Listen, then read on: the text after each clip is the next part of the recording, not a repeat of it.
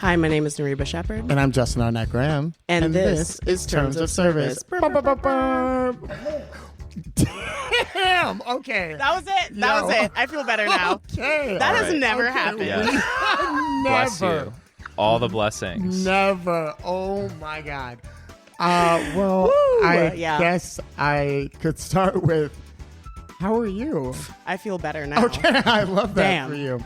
Okay. Okay. Well, We're not going to talk about it because... welcome. Yeah. Welcome to the episode and all of that. So Same to you. Yeah. Good We're to here see you. early. I'm loving the fit. Thank Survive. you. I had this planned for no reason, actually. It was hanging up and not wrinkled. Got and I it. woke up late and I didn't have to think about it. Got it. Well, I mean, it works. Thank So, you. There you go. The weather does not fit it, though. It's fine. Yeah. You know, we'll figure it out. You know the sun's not coming out today. But it will eventually, though. Not today. But eventually, it will. Let me have my glass half empty. Okay. That's fair. How are you?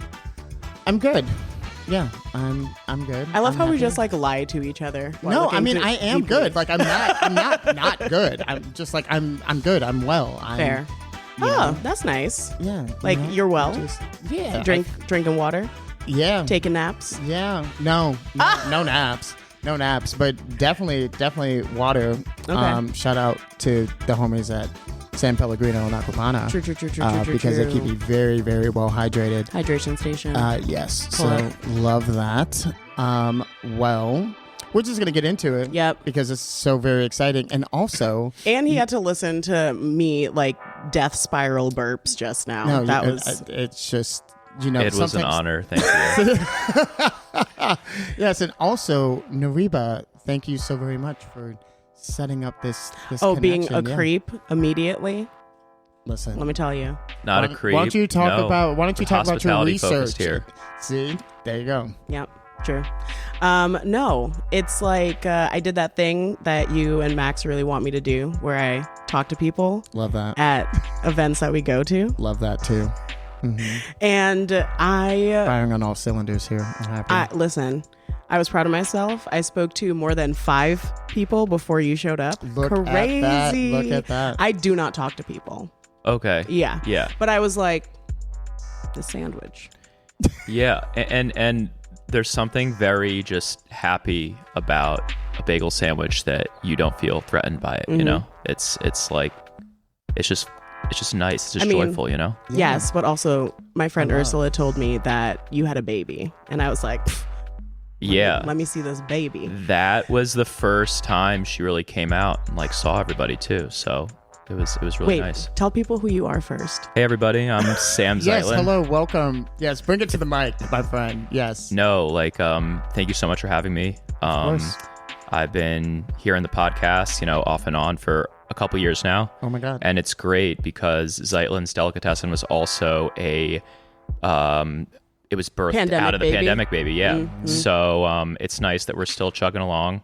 Yeah. And Look at us with our toddlers. yes, yeah, the Yeah, Furious yeah. Fives, whatever, you know, 5 Yeah. years. But really, yeah, it's been 5 years. August 3rd, 2020 was the day that I made my LLC. Nice. So we're Happy really early coming up on birthday. 5 Yeah. years. Yeah. And but yeah, no, like I'm really excited to chit chat. You know, Wait, we know when your in baby Yiddish was we born. call it kibbutz. You know, Okay. you kind of have that back and forth, yeah. nonchalant, super fun, Exactly. light, heavy, whatever. Yeah. We'll see where it goes. You Yeah. know. Oh yeah, we be But- gabbing. Yeah. Yeah. But Gavin. wait, Gavin. Okay. when is we know when your baby was? Well, not your your child. Yeah. This baby. Yeah. No. So when were you born? Yeah, I what's your was sign? born December 6th, 1992. Big Sag energy. Yeah. Yeah. I'm not a horoscope guy, but everybody says I'm super Sag. So I'm just gonna I'm gonna own it, and that's who I am. You know. I I love was that. concerned that Yeah. you might have been a Leo because you are Stop so it. like We willing. have to stop the Leo slander. Well, on I'll Terms of stop the Service. Leo slander when the burps make it to the podcast. How about them apples? Okay, with that. Yeah. So what defines a Leo? Oh, I'm very biased. Okay.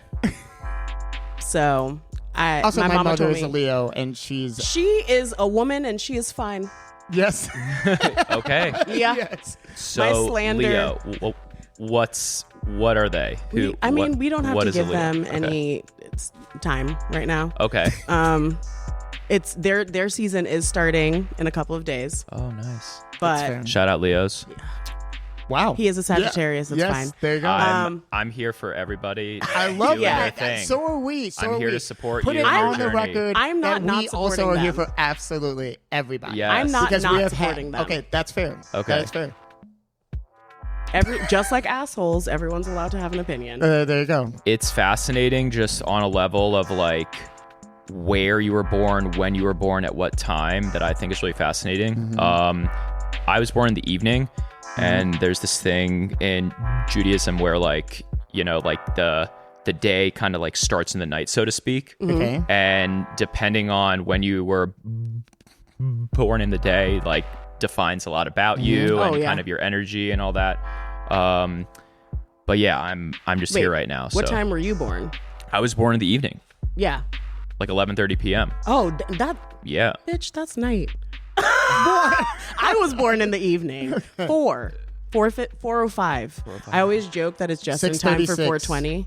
Gives me Okay. 15 minutes to roll up. You know. Yeah. Hey, absolutely. It was in the stars. Yeah. Apparently. Wait, you were It aligned. born what time? 6:36. Maybe. Ooh, Are you okay. also? Are you like a late night dude? Like, do you find yourself more awake at night? No, right now, Okay. no. I love like waking up in the morning. Like if I had my way with it, everything was good. Like I wake up. What's your ideal wake up time? It's around 4 or 5 right now. God bless you, sir. Exercise, God bless you. like some movement. Get my circadian rhythms all right. Yeah. Okay. Walk my dog. So like yeah. now, since you know, dad, growing restaurant, all the things coming. You know, if I get to exercise for like 30 minutes, ooh, that's real nice. And the endorphins will get you. Yeah. You know. And then, but like, you have to do it intentionally. Because sure. if you're just, you know, just going through the motions, Then like, what the hell are you doing? 'Cause you're not well, actually you doing will be anything. screwed by 3 p.m. Like, Oh, for just sure. the day is just that much harder. But yeah. Right. Then wake up, you know, do a little introspection, little, you know, just self time, and walk my dog. And something I've also been doing is I've been supreming a grapefruit for my wife. Okay. And it's something I've done like in the last like 3 weeks. I've probably hit it like 15 to 16 days in a row. Wow. Or like off and on. Yeah. Probably even more. I don't know. But and then a little bit of salt, black pepper and black pepper on the grapefruit's very delicious. And then I'll Agreed. like go to work. All right, wait, And- hold on. yeah. Before you continue, I'm Okay. going to go into like a little chef's corner, and for other people, be like, What's supreme? Supreme. Yeah. Yeah. What's a supreme? It's, I almost did it in that exact same voice. I Yeah, wanted to what- respond. yeah, as yeah. such. But I'm going to do it What's like supreme? ASMR vibes. Supreming is when you segment each individual piece of the fruit, and then you use a knife to cut all of the membrane off of it so Yes. that you are left with just the juicy nodules. But something Nice. specific about the grapefruit that I actually saw in school was like you could like really do it nice and aligned. But I saw this really fantastic pastry chef. The thing about the grapefruit is you can literally like peel off the fruit from there, and Yes. so and like you don't have waste, and then you just throw away the membrane, and like you got juicy succulent grapefruit like nobody's business. And it doesn't look nice, but That's why people don't fucking like it. I'm like, it still looks nice. But it still looks nice, and like this is like, don't knock the grapefruit. And like, it's this better is, for if you want the individual, like, it's a different pieces. flavor. It's Right. I and like a it. texture. Yeah. Like you don't have that sliced like. Stop paying for fiber supplements. Eat the fucking membrane, dude. Well, so I eat the membrane, and she eats the nice. That's supremes. diabolical. Nice. You probably drink Not that- Malort. No. I'm not a drinker. Fair Not- enough. not- That's okay. Not like a big drinker. No. But like, I'll like have a little do bits you here and there. feel Yeah. like you want to throw up in your mouth when you taste Malort? Not specifically. Yeah. Those are not my thoughts and feelings on drinking You're Malort. But a grapefruit person. Yeah. Most people that like grapefruit like Malort because Yeah. it has that same effect on the tongue. Yeah. No. But- I mean I'm comfortable with being uncomfortable. So yeah. Yeah. So Yeah. that's all I will say on that. Fair. But yeah. Diabolical. So you've hit it 16 days. You told us how you put the salt and pepper and She does all that stuff. Okay. I And then just the bowl and then yeah. what's the next step of your day? So after that, I'm typically like going out. We're either going to the food stall.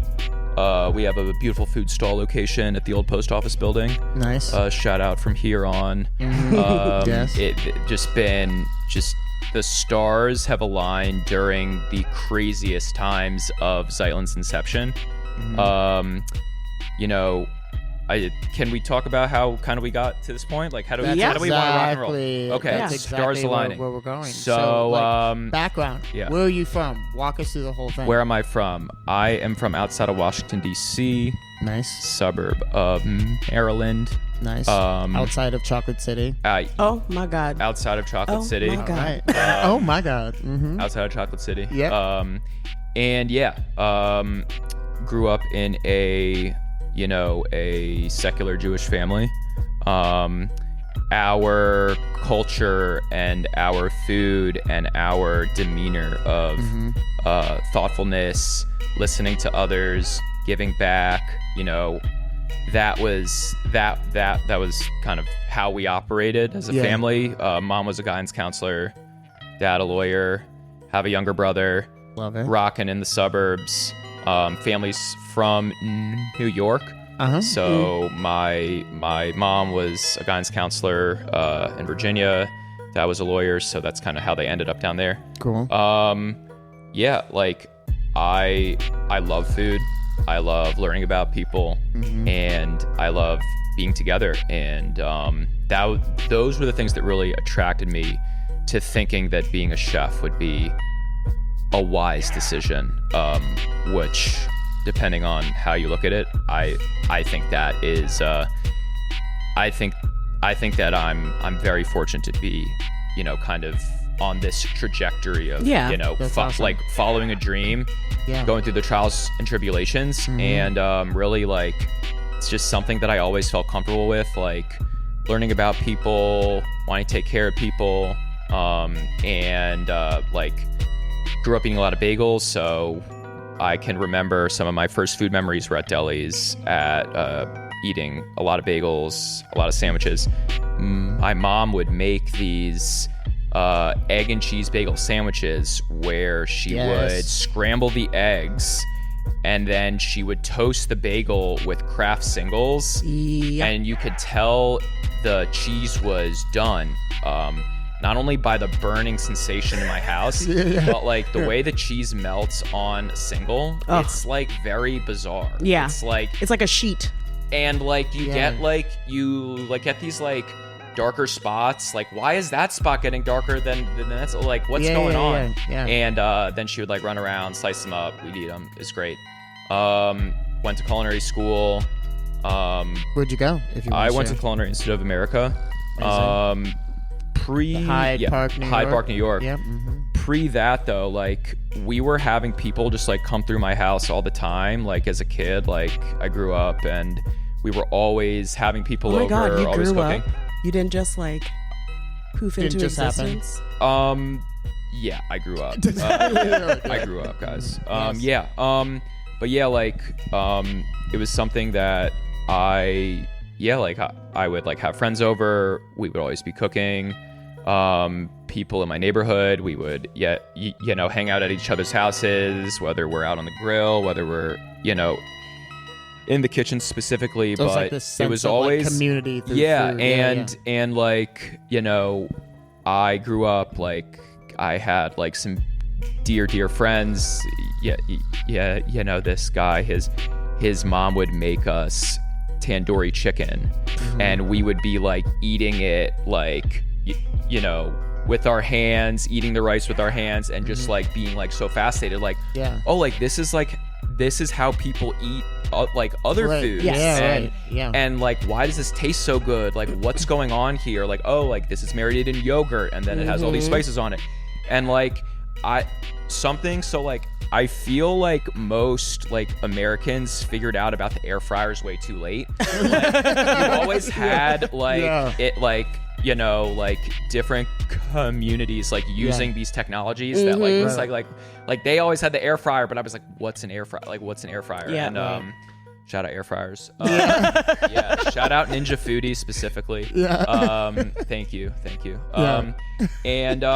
But then like I figured out early, like, I want to go to culinary school because that's what I know of chefs to be in, like, my family. Like, we didn't have chefs in our family, but, like, education was very important and very strong in the upbringing that I had. And thank God my dad and mom really instilled that in me and wanting to go to school in some way. And I was like, oh, this culinary school, and they market it and they sell it in just this, like, tremendous way. And, like, they have a beautiful story. It's a beautiful campus. And I went there, learned a lot, did some great internships. And yeah, it was just like, I really can't say enough positive things about that time. And like food, I mean, if we can get real, like food has always been there for me, and like being with people and like learning has always been there for me. I lost my mom when I was 12. So really learning how to cook, it's a part of the story. Yeah. And I think for a while in these specific instances, I haven't always like shouted it out like as like an adult, just because I think like in general, like, you know, one thing doesn't define you. Yeah. You know? And I think as an adult, like I can say that loudly and proudly that like one thing in your life does not define you, and that you are so much more than just that one terrible, crazy thing that, you know, happened to you that you definitely hold on to. Oh, yeah. But as an adult, you know, I'm so thankful that like I get to kind of wake up and like tell more stories and flip it on its head and be like, you know what? Like, I don't need to wake up all sad or feeling this way because like I got all these other problems now. If I'm really holding on to that, then that's like a disservice to like the moment. But I feel like moments like that also sort of, in a way, they help define you. They help define you, but they don't definitively define you. I feel like it's a guiding structure because I think about that a lot. I think so. I lost my dad when I was like right before I turned 15. Yeah, and it's been 20 years. Okay, but he was a journalist, and I grew up with him, like taking me to all these events and just passing out. And he's doing photography, and like him really getting on me for like editing papers and stuff like that. And it's kind of like full circle in a way because like, I don't know, if you squint at it, am I doing what he did now? You're telling like, stories and serving a community full and different way. Yeah. You know? I like, you can look at it like, and I think that's the thing with anything in life. Like, I mean, I would like to think that there is truth in what you just said, and that why not rock it and why not own it, right? That's like, basically astrology, baby. Absolutely. Through my no like and it's like, you know, if anybody's gonna open up a Jewish deli, like why not me, right? Why I wish I had that confidence. Why not me? Well, Sam's like, why not? That's what I'm saying. Glass is half empty, baby. But you gotta like fill it it. up. We gotta fill it up. Like and too, like what, like in terms of just food and cooking and people, it's like thank God we are who we are, right? Yeah. Wow, this is my soul, and this is kind of what I'm operating in, and like I think that's really cool and special. So I want to bring people in and share that, and also like listen and learn it in that way. Right. And you know that then there's the business side of it that's a little bit different. But truthfully, like I think just in terms of all this, it's like, how do you balance all these different facets to build this and kind of create this orchestrate and create this like symphony. And sometimes it's I mean, and just so like went to culinary school, like I said, worked in a bunch of like fine dining restaurants. That's the trajectory. And I think too, like, I'm thankful for that experience. Do you want to shout any of them out? Or no? Shout out to everybody that I've ever worked for and with ever in my life. Damn. I appreciate all the moments. Yeah. And I really feel like all those moments led me to kind of where we are at right now, and the good and the bad, because I feel that that's just the best way to really give nods to the path that I decided to go on, and that I get to go on each and every day. Yeah. And I think that it's important that the good things we learn, the bad things we experience or whatnot, it's like those are all teaching moments that we can become better problem solvers and operators or team members right now. And it's like, those were all reactions to what we experienced and knew at the time. So now we can try to do it better. And I worked at. Not everyone feels that way. Shout out Brad shout DuBois. out to you. Shout out Brad DuBois. I mean, like I said, like, if I want to tell a story that like speaks to something positive and better at the moment, I want to try to honor that right now. Yeah. So shout out Brad DuBois, Blue Duck Tavern. Yeah. Isaac, Blue Duck Tavern. I had an internship at it's the M's, man. Moss Farmhouse in New York. Yeah. Cool. That was incredible. MJJ, Carissa, Peter, Adam, and just a bunch of people, Chef Maddie, just all these different people that, at the time I was just learning how to do all these things, and it was super dope. And I worked. And also, super quick. I do apologize for the interjection. No.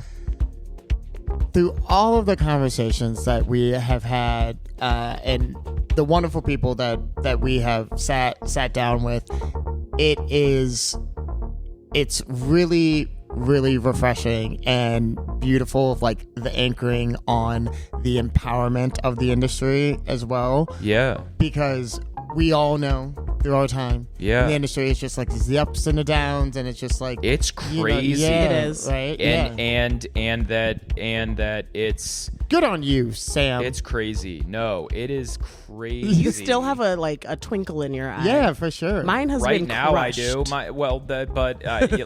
Yes. It was that salmon bagel that we were all eating before this started, which was delicious. Yeah. Thank you. No, it's I don't know. I think that it's like, it's. I mean, we're about to open up a really beautiful restaurant after working tirelessly for 5 years at farmers markets, growing our wholesale and catering, and that's right. That's what's happening right now. Yeah, for sure. Definitively, that's what's happening right now. Yeah. So we can say that's cool. what's happening right now.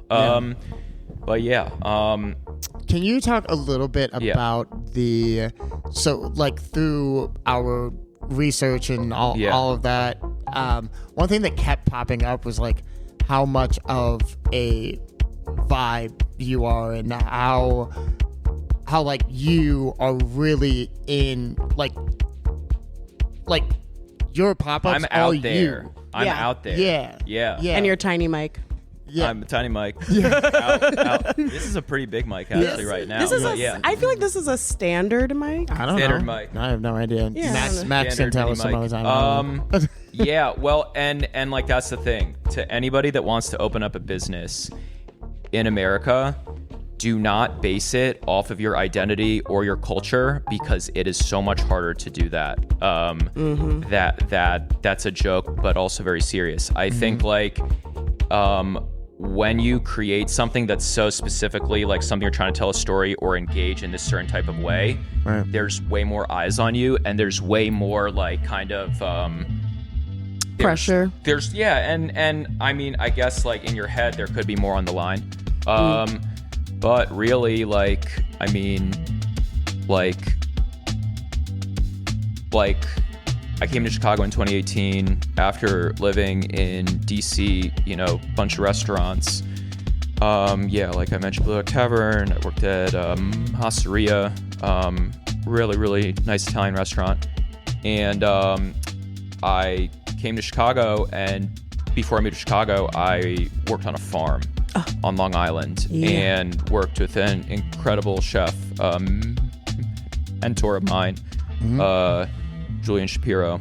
And this was like the first time that I got out of like that fine dining bubble and really like got deeply rooted in like craftsmanship and living off the land, and really like, you know, he's such a craftsman and such just a technician of, you know, classical French food, classical Italian food, and, you know, from the consommes to stocks to sausages, you know, he also made bread. And this was the first time like I saw like really fully like a savory chef like making bread, and also like working with, you know, Jonathan and Carly, like they would like talk about just pizza and just their love for pizza. And it's like, this seems like so spiritual that, and like, I like that. And it's like, what, like this bread thing, like what is this? And like, if you had access to bread as like a culinary student or as like any type of young person, like that could like spark your interest in a completely different way. For sure. And high level baking, high level bread, a brand, like all these things kind of intertwine with bread. And then like with like Jewish deli, like that was kind of when I was like actually like teeter-tottering back into like who am I? What am I gonna do? What does this all mean? Right. So I feel like we're listening to the culinary school fine dining to sandwich pipeline. Like this is a real thing that happens, and I feel like someone out there needs to do a statistical study on it. But it's how much neurosis you accrue over your life times you're wanting to just like disappear into the woods and live by yourself. We've all been there. It's a shtick. It's a shtick. Right. But yeah, no, for sure. And I think too, it's like, okay, if you're interested in business, what makes the most sense? Does it make the most sense of, you know, gaining a bunch of investors to open up your fine dining dream, or does it make sense to like make sandwiches and sell them at a cheaper rate and get like lower overhead, and what makes the most sense? And maybe it's hard to ask those questions. That direction is your passion. Or like, you know, do I make another turn? Like, what is this? So worked in Chicago. I came here. And I was 2018. Nice. Full time, living with my now wife, who was my girlfriend. And now she's a baby mama. Not a baby mama. You're married, yes, but mom. that can still be a mom of the baby. I don't that is my wife. Yes, that's like the love of my life. Yes. And really, like, you know, this is my family. Like, this is something that, Sam. Well, no, I mean, yeah. And like, yeah, we're chefs, we're craftspeople. Or if you identify as an artist, like if you whatever, it's like I have a family, and I feel very lucky about that.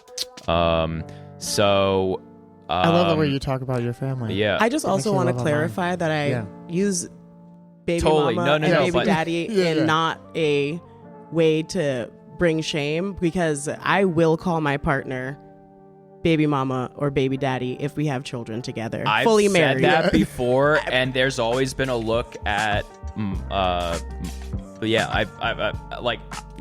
say it, and it's like, but no, like on the real, like no, like we have a family, and it's really nice. So so I started working at Monteverde. Shout out Monteverde. And that was like, that's soul food on a different level and executed at a super high level. And that was also kind of when too, it was like, I was living on this farm, right? I was like eating the best bacon in the world and eating the best sausage made by like these, these Jedis. And then I'm like going in but then it's like, I want to go down this traditional path. I want to work at a great restaurant. I already work in Italian food. Like what's going on? Yeah. Chicago, Monteverde, like you get there. Yeah. And, you're like, let's go. And it's like learning, and it's like, wow, like what's caviar? Like what's it's like a different beast. What's Uber Eats? What's all this stuff? Yeah. And that was kind of when there was also a shift where it's like, okay, it's like super high level, super beautiful restaurant. And they also had this kind of thing that they were doing for the business, which was like third-party apps, third-party delivery. Yeah. And this was kind of where I had like a reckoning of like, what does this mean for the food? What does this mean for the diner? But and it was just kind of like spinning it on its head. It's like, wow, like at this level, you can operate this great restaurant and also serve this amazing food and like make this money in this way. And I think that, as a chef, as a cook, and as like a business owner, you have like all these voices in your head all the time telling you what it should be like. Yeah. The E-Myth, a book that I want to plug in to anybody that's interested in starting a food business, is the E-Myth. It talks about entrepreneurship and going from a cook or a technician, they call it, to a manager, to an entrepreneur. And you have this dialogue in your head that's like really fascinating, where now I have this kind of weird relationship in my head where it's like, there's all these voices going on and I have to choose which one I need to listen to at a different point at this exact moment. Right. So it was like from like the high volume to the third party to really like how to build like a business. Like that moment, I saw people operating at the highest level of like a lot of incredible efficiencies. Like this is what they did. Like great restaurant, great food, and I had an incredible opportunity to help open up a restaurant with Chef Zach Engel in Lincoln Park. Wow, yeah. So after Monteverde, I went to Elite. In between that time, though, I was both great spots. Yeah. At that time, though, too, it was like another great good thing I think about the industry now is like, like I was working hours and hours and hours and hours and hours in DC. Now it's like 39 and a half, get out. I'm like, what? The hell? What? That's crazy. Oh my gosh, like I'm itching my neck. Yeah, like, right. What am I supposed to do? What is going on? Like this is like what? Yeah. You're like there's like set in and out times. But this I think this is a Chicago thing. No. Like that's a bubble that you're 2020. In 2020? I was still working. In 2019, I was working 90 to 105 hours a week. Okay, so but my line cooks were working an average of 70 hours.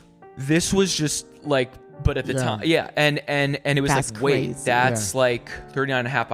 Okay, so then it's like that's nice. But then I got a lot of free time on my hands. That's how I'm feeling now that I'm bartending. I'm working like only 4 days a week. And before, when I was like a line cook or a chef, if I had more than 2 days off in a row, I felt fucking insane. I'd start like prepping in my home for no one. I remember like waking up, did I wrap the foie gras in 2017? Yes.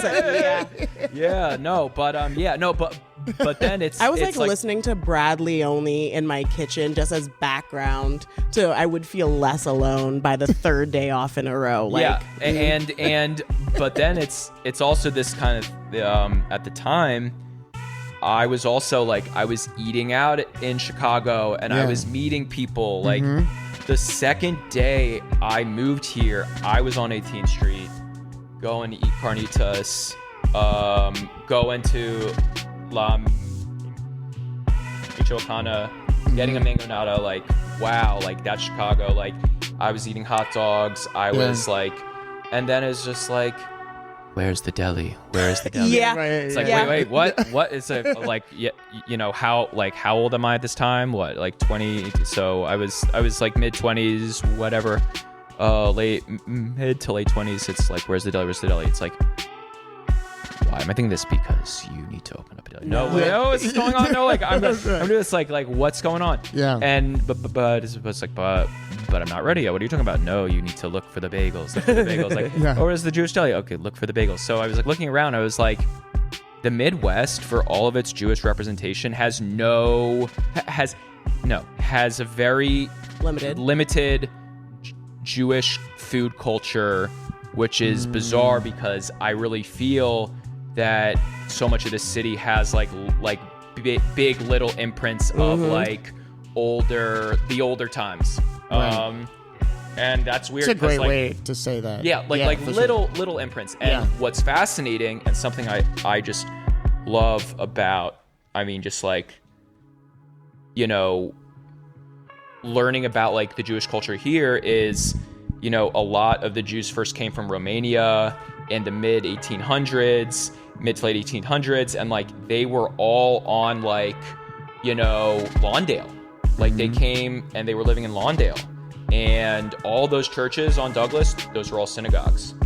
And and that connection between the West Side communities, Jewish community, African American community, like that was a thing. Yeah. And you know, South Side, and that I was actually like looking like on one of the properties of like one of the churches. I think it was a couple years ago during Sukkot.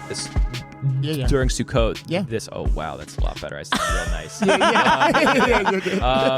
I saw the old plaques of the synagogues of the people that donated money, and it was like, what, like $50, $100, $50, $200, which was like a lot of money at the time, and that still is because it's still there and it's like hundreds of years old. Like why hasn't it been thrown away?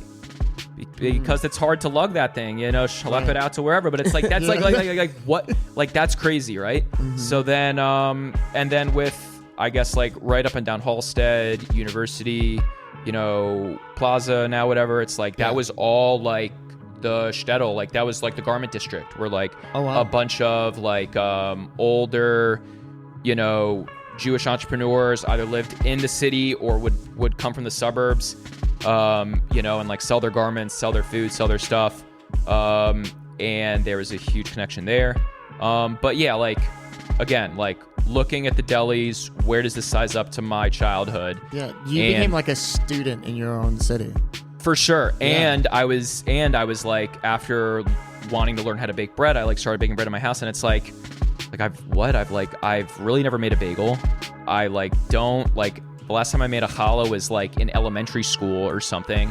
And I eat all this stuff, I consume it. Like that's like my identity, but like what, like I'm out here like, you know, making like spot prawns, like, and like, you know, supreming finger, or you don't even supreme a finger lime. Like you're like taking the segments out of finger limes. Listen, and it's like I saw on Instagram the other day that a Italian ice spot was doing a whole ad about like teaching people what finger limes are, and now you don't have to go to a fine dining restaurant to get it because we got it right here. And I was like, yes. Take away the power of the finger lime. Yeah. Hey, no. She does pop off as nature's caviar, though. What is your experience with the finger lime? I'm interested because I feel like that was like so like 2017, 2019. Okay, so literally, I was trying to think about when the last time I made challah, and it was in 2017. With finger limes? No. Good. No, finger limes was like a big thing, I would say, when not when I first moved here, from like 2015, gently cruising through 2017. Yeah. Shout out. If you put on a dessert, you could put it on your apps. Don't go crazy, put on an entree. That's wild. But no, it was everywhere. It was kind of like nature's gold leaf for a while. Yes. I hated it. It turned so fast. If you got in a large amount of it and you did not go through it, it is a waste of money. Throw it in family meal. Yeah. You jerk. Yeah. I mean, that was also a point in time where my chef was really into skate wing and would do buffalo fried skate wing as like staff meal often. Yes. He was like, they're not going to appreciate to smell this. like urine. We got to throw it away to the cooks.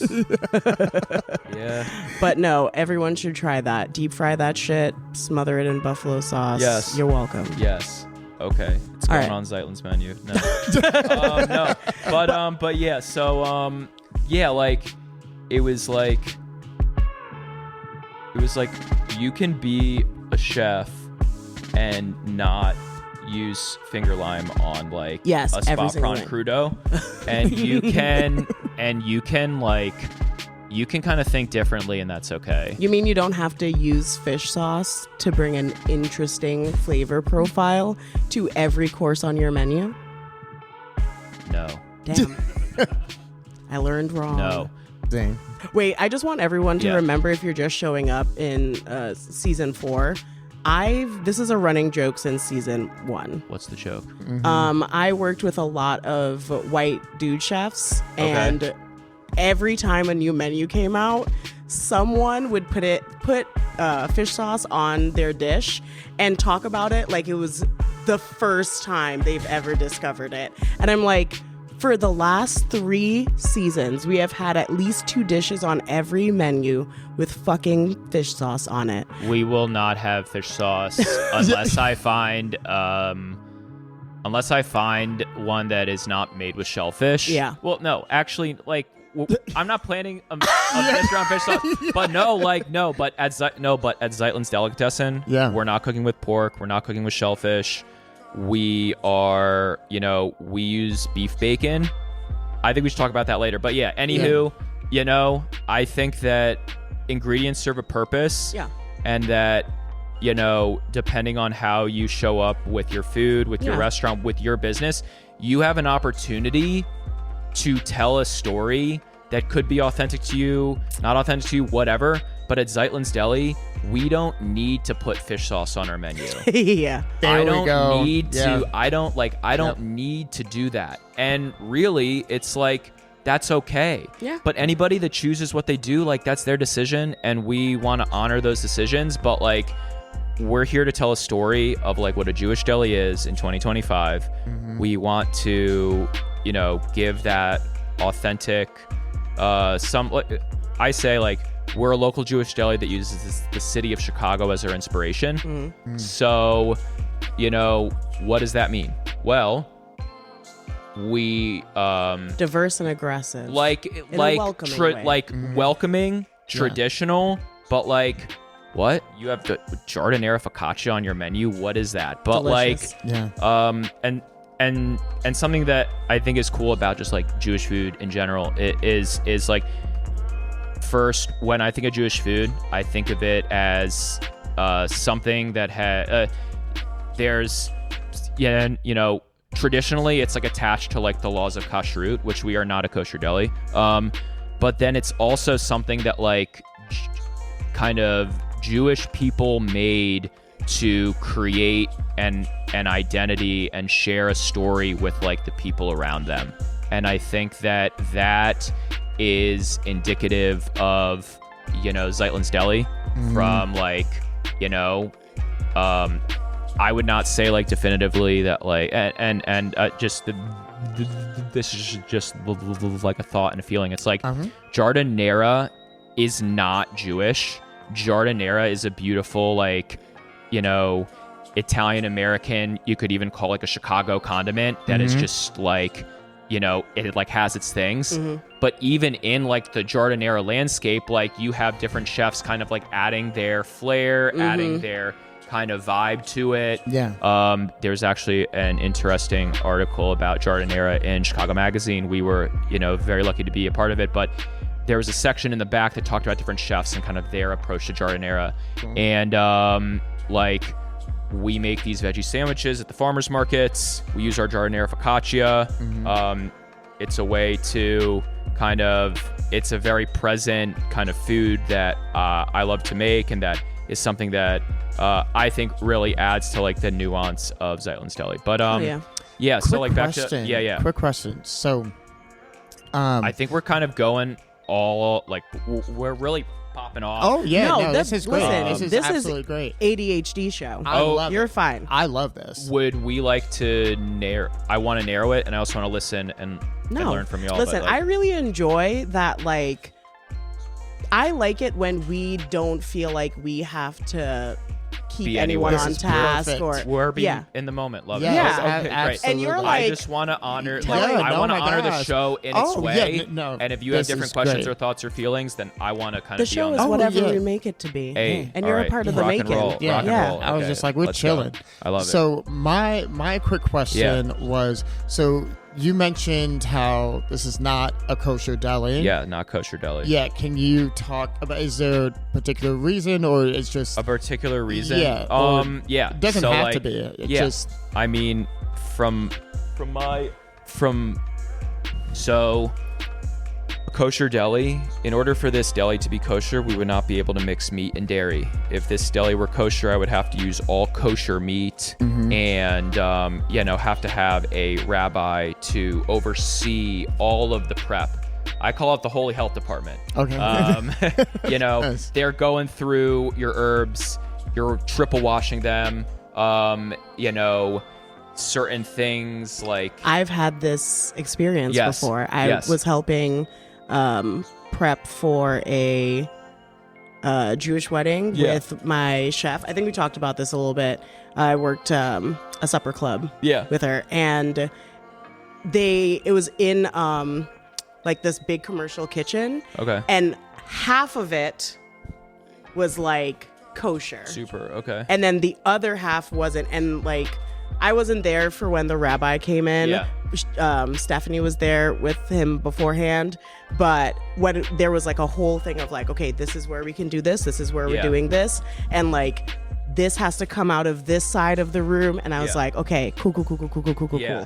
So I didn't know it was like such an involved process. And she was there for hours before me helping to prepare the food for this blessing. So So like also too, I mean,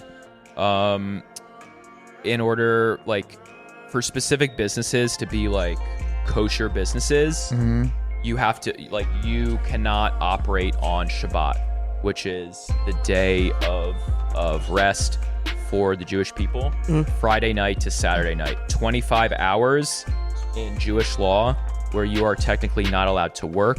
You are not allowed to turn on anything. So like create, like, there is a law where like you're not allowed to write. Wow. And really it's like, God knew what he was doing. He was like, yeah, you've been working for so long. Take a rest. Relax, man. And that it's actually been this fun exercise where like, yes, we are a Jewish deli. We are a Jewish style deli, whatever. But that whole thing of like, to create this thing, I've had to work all the time to build this thing. And really, there are certain things where no matter who you are, what you believe, it's like, what I believe is like, there's thought, speech, and deed. There's a way to put something out there, work on it, and then your horoscope, God, the universe, energy, life force will do the rest. Yeah. And then you'll just have to be patient, and maybe it will happen, maybe it won't happen. But I think it's really like getting into this next phase. After 5 years, now it's like, okay, so we're about to open up this restaurant, and we're about to serve this beautiful community that we have worked to build with so much help. And like, how are we approaching the Jewish deli right now at the restaurant? Like, what does this mean for our food, for what we're selling, for what we're doing? And we are not like, we're gonna be working a lot. But like, I think it's just also like an exercise too of like having a family or just like being a human. Like, are we really our sharpest when we are working 24/7? Or is there, in the laws of the universe, should we honor that? And how do we honor that? And what can we do? If it's not going on social media for 25 hours. Justin, if it's being in your synagogue, your mosque, your church, your temple, if it's going outside, if it's like, you know, learning about the Torah portion, if it's like I do need listening to touch to the grass Bible for 25 hours. If you're 25, I truly do. Yeah. Or if it, because let me tell you, if you don't, you get sad. And like, and that it's harder. But so like, can I say something super quick? And I want to make sure that I don't mispronounce this. Yes. Shabbat. Yeah. So big Shabbat energy at the deli. We can't wait to have you in on Shabbat. Okay. We cannot wait. I think Fridays, Saturdays even, it's about to be happening. Nice. And that, we just can't, any day we can't wait to see you. But like on Fridays, like it's a vision of mine that I would love to have for everybody, a little piece of challah. Just like welcoming you in. Hey, try our challah. Nice to see you. Yeah. It's cultural, but it's really that like that unreasonable hospitality, that like those moments in time. Like I can't wait. Yeah, I'm so excited. Well, living in New York, I met one of my dearest friends. I'm not gonna put his name out there. Because she was like, "Are you gonna like put me out there like that?" So, but you know Nameless who you are. Friend, you rock. Yes. He's from Maryland, and he was living in Kew Gardens in Queens. Okay. And we'd be going out on a Friday. Yeah. And he's like, "Can't do it." Yeah. And I was like, I'll just say no. You got to stand your ground. Yeah. And it was, for me at the time, it was such a lesson in discipline. And the way that he had talked about it, he's like, there's no electricity, there's no work. It's just like, it's truly a time of reflection. Yes. And he was going to Johns Hopkins at the time. Okay. And just... I learned so much about Jewish culture through him and his family. Totally. In a way that wasn't like, that didn't feel like it was, this show. He's like, this is like how. Yeah.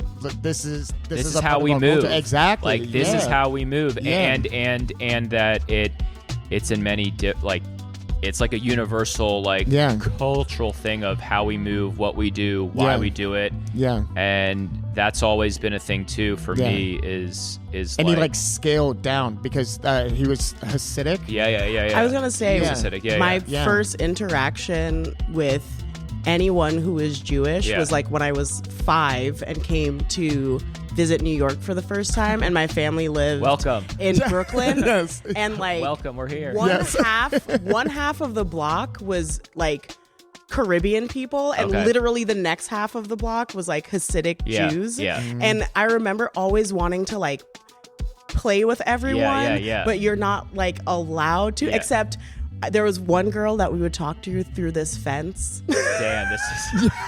But then, memories.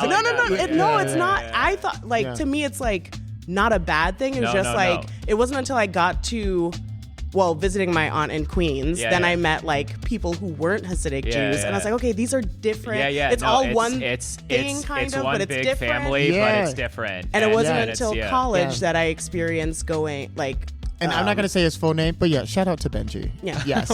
Yes. Benji. Yes. Thank you so much, Benji. Mishpacha, hello. Yeah. Hope you're doing well. All right. Yes. No, but no, like it's he is listening. Benji, hello. Okay, yes. But so like I was back to like the bagels and the deli and everything. So like initially this whole entrepreneurship was philanthropic.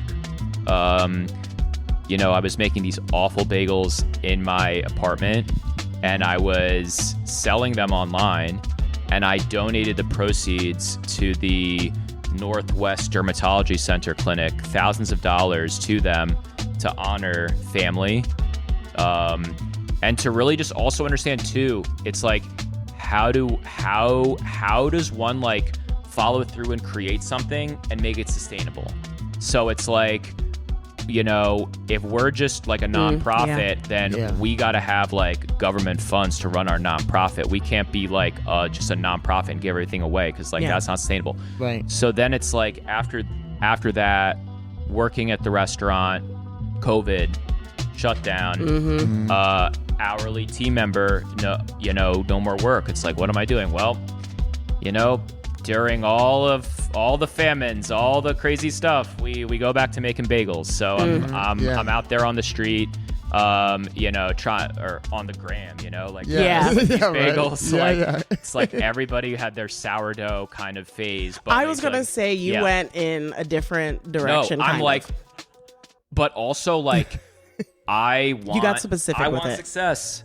I want success, and I want other people to be successful, but it's like, I want to be successful in this, and I want to make money, and I want to grow this thing. And I was like talking with my brother, Hal, I love you. And like, I'm so grateful that we have such a beautiful family, and that, you know, Hal and I were talking, he's like, what are you going to do, Sam? And I'm like, Hal, we're starting Zeitlin's Delicatessen. He's like, no, you should do this meal prep thing. I'm like, no, Hal, we're doing Zeitlin's Delicatessen. We're doing Zeitlin's Deli. And then he's just kind of like, what? Yeah. And it's like, Hal.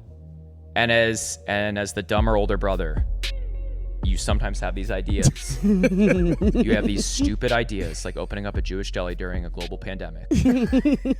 That like may work. That actually may just work out. That may work out. It's like, Hal, we're Jewish. We need to make deli food now. It wasn't like that entirely, but like it's the essence of yes. the meal for like meal prep, you know, like maybe, but like no, like this. So that was like the beginning of the brainchild. He made the first poster or thing, and like we talked about it, and it was fun, it was cool, and you know, we didn't know when we were getting back into the restaurant, and at the time I was like, what's going on? And it's like anything could happen at any time, right? Yeah. And you know, like, am I going back to work? Am I doing this Zeitlin's Deli? Like, what is starting a business? And I don't know. Who but knows? Yeah. But you find out. Yeah, you find out. Yeah. And, it's the journey. It's the journey. Yes. And Texas. Texas is where my in-laws are from. Shout out Nasir and Rosie. Nice. And you know, Chicago was shut down. Texas is like, they didn't give a fuck. Let's go. Yeah. So we're like, okay, like let's go to Texas. And at the time, I was creating cooking tutorials on Zoom. Zoom was also birthed out of the pandemic. Like Zoom just came up. It's like, I just found out about Zoom. Is this like a conspiracy? Skype Zoom, was like, Skype was like, no, like Skype couldn't hang. But why? It could not hang. Wait, what? Like Crazy. They couldn't pivot. They were like, the OGs. Yeah, but like Zoom just came in, like literally, like March 18th, Strong-armed like it. Zoom. Yes.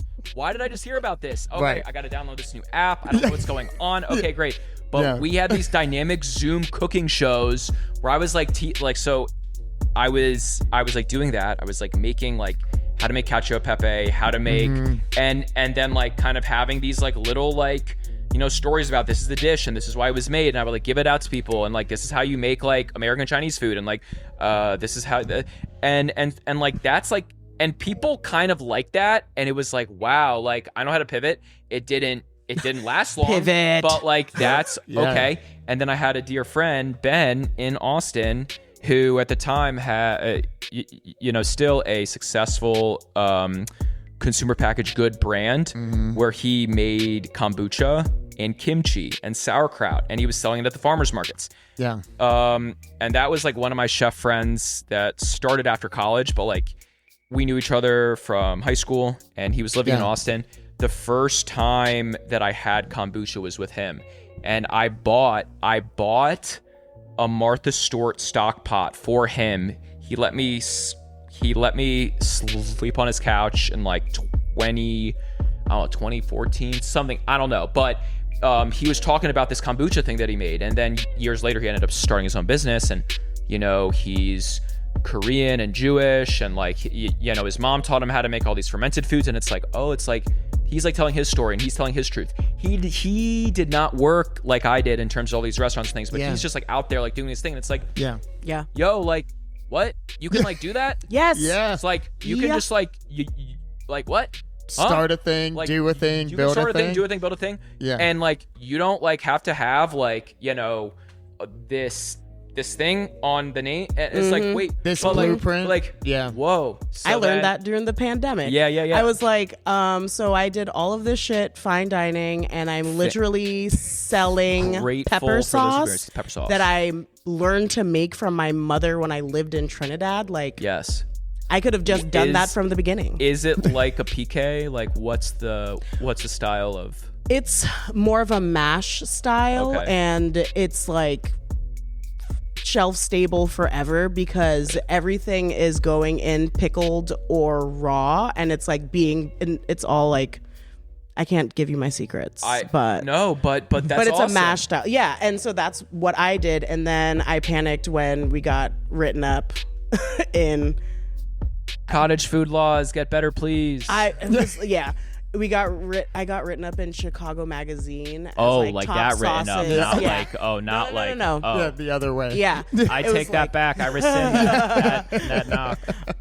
Yeah, it was just like a lot of pressure, and I realized I was like, this is not what I want to do forever, and now I make it for my friends and family once a year at the end of summer when the farmers market people are like, we've grown all this insane shit, and no one's buying these peppers anymore. Yeah. And I'm like, give me all of them. The Uggos. I like to call them the Uggos. Mm-hmm. I have like take the Uggos. a deli container right now with like 6 habaneros left from the end of last season. Okay. And I've been using that pickling liquid on literally anything that I deep fry at home. Does it have fish sauce in it?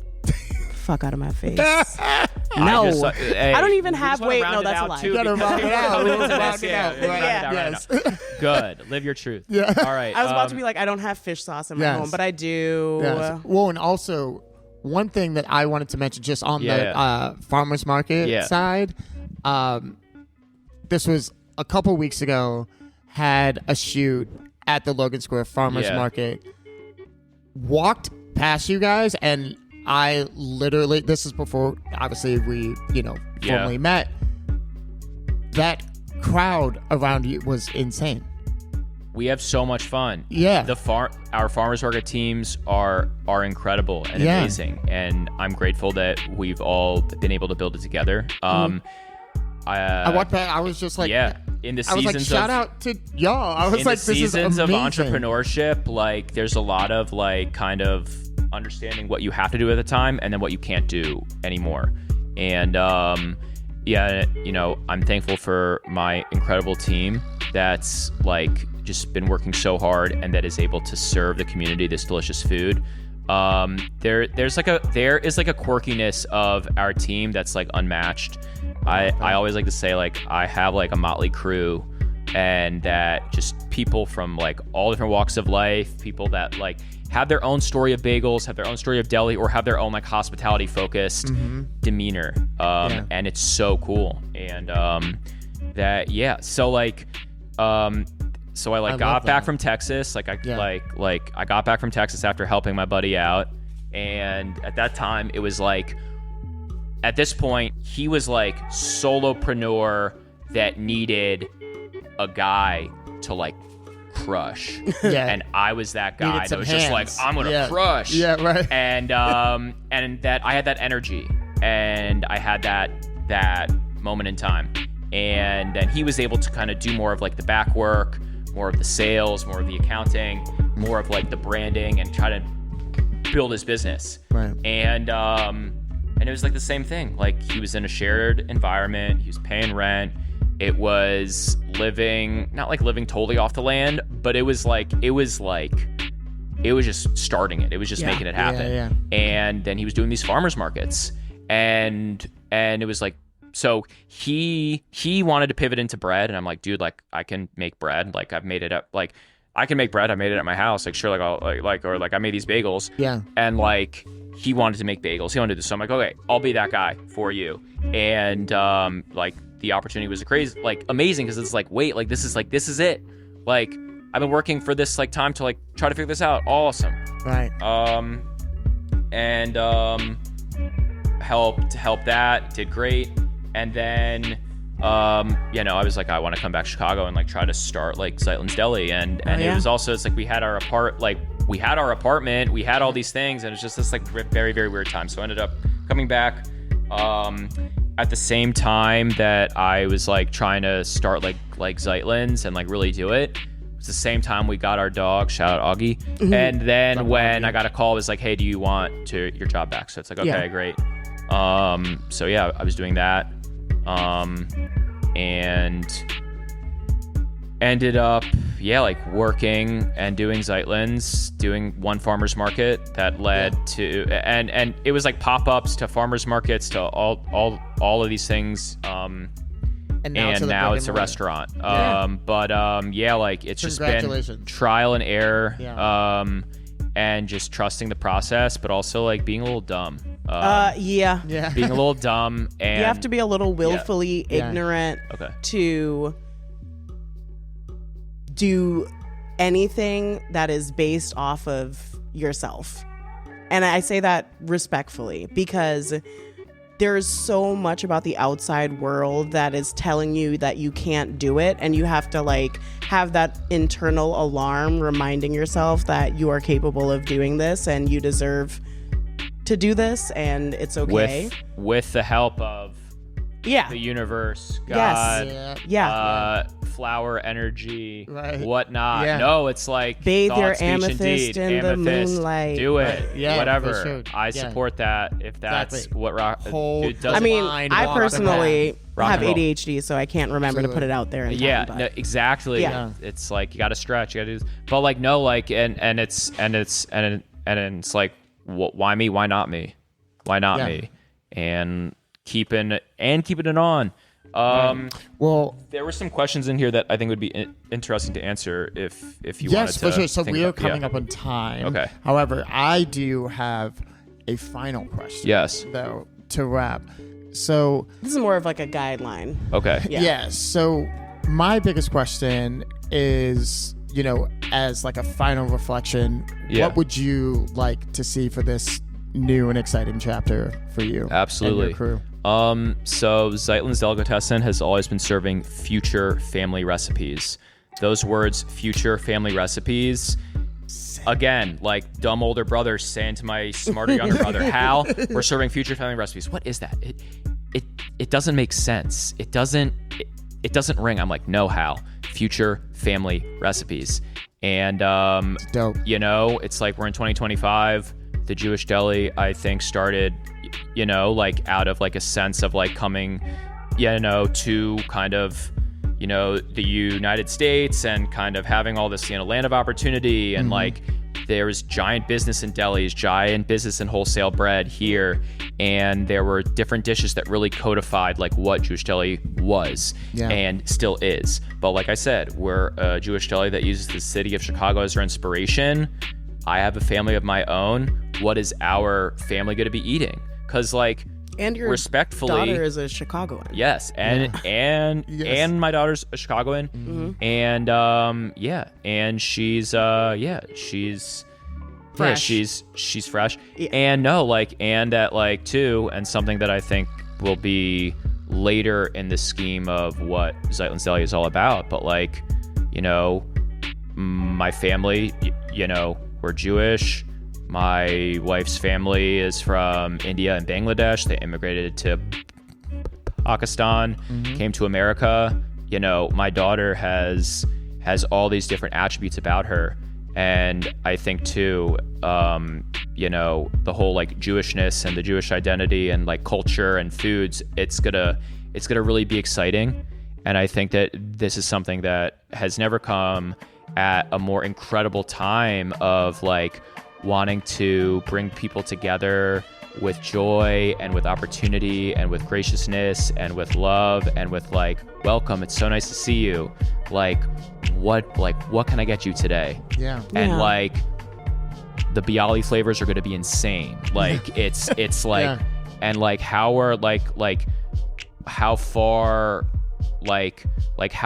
traditional and then how far like learning can we continue to create together. And you know, that's how you do it. Yeah. Oh, yeah. And that like what got us here won't get us there. Oh. You know, we gotta keep on moving. That's the name of the episode. Yeah. What got us here won't get us there. That was said. I want to plug it in.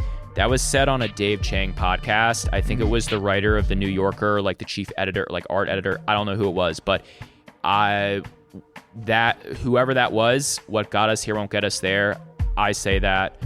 I'm really bad with remembering quotes of great leaders, great teachers, great whatever, but what got us here won't get us there. That's how we got to operate. Chief problem solving officer, another thing that I love to say. I want to be a chief problem solving officer. I want to work with chief problem solving officers. And like, yeah, it's like these bar and bat mitzvahs are about to be lit. Like, let's go. If anybody's listening to this, you know, their son or daughter is, you know, the B'nai Mitzvah season's coming up. Please reach out to Zeitlin's Delicatessen for all of your delicious nosh. And you've got to tell the people how to find you. Where you're at. We cannot wait to see you on Clybourne and Webster coming very, very soon. We're at a bunch of different farmers markets. If you are interested, you can follow us on Instagram at Zeitlin's Delicatessen.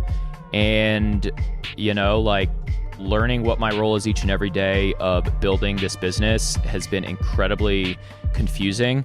And at the moment, we are hiring for front of house. And yeah, we're going to have an amazing coffee program. We're going to have, you know, we have a 40-gallon tilt skillet. We got a 4-deck oven. Yeah. Like, we're about to throw down matzo ball soup. Matzo ball soup, Yeah, crazy baby. stuff. And yeah, just like, I really want to create this and continue to create this and also just like feel healthy and happy. So I think that, yeah, like that whole thing of like, what is my why now? Like it used to be to like, you know, I get to make my mom's favorite food. I get to make my favorite food. I get to continue to learn all these different things about myself that I always had that I'm now uncovering. But also I get to work with really incredible people that have their own strengths and weaknesses. And how do we like co-create this like food business? And how do we, the kids call it, to secure the bag? Right, yeah, like, securing the bag. How do we secure the Mm-hmm. bag? Yeah. And that's through diversity in revenue streams. Shout out the farmers markets. Yes.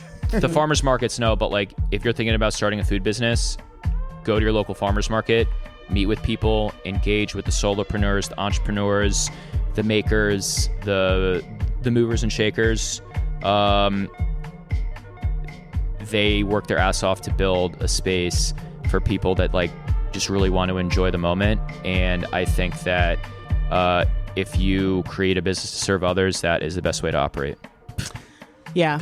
I want to just saying shout out to Tillit for inviting us to Utility Show where I got to absolutely meet you. And because and also it's the two delis that make the smoked sable with the scallion chive. Like yeah, no, that was crazy. But yeah, no, like yeah, we had a wonderful time trying to pitch the business. What an incredible moment for us and for everybody there. So thank you so much. Yeah. Thank you. Well, Sam, how was your time with us? I had so much fun. I think we all lived in the moment as much as we possibly could. Yeah, absolutely. And this is what it's all about. I think that you building the space for people to just kind of do the spiel, do little kibitz, is what's up. And that's what that is what Zeitlin's is to me. And that's what I want it to continue to be. And that it's about to be lit. Love that. So, Well, yeah. on that note, welcome to the TOS fam. Thank you. Oh my gosh, let's sure. go. Of course. And so just to wrap Now this you got to up do your spiel. appropriately. No, Yes. it's entirely fine. Thank you again, Sam, for joining us. Also, supreme shout out to our homies at Blind Barber for hosting this necessary conversation. Yes. Also, the editing crew, Stu here on documentation. Max, thank you so very much. Nariba, always, Max. Of course, thank you. Yes. My name is Justin Arnett Graham, and you can find me on Instagram at thisisbiko. And also, do not forget about us at Terms of Service Podcast on Instagram as well. And we're working on the YouTube thing. It's fine. Listen, we're going to get there. YouTube is flexing because every time I log into YouTube, it's like Terms of Service Podcast is right at the top. It is moving. Yeah, it is coming moving. up there. Yeah, so that's nice. YouTube. Absolutely. Yes. My name is Nariba Shepherd. You can find me on Instagram at Rebaroo. And we'll clock you next time. Peace. Thank you. Peace out, everybody. Thank you.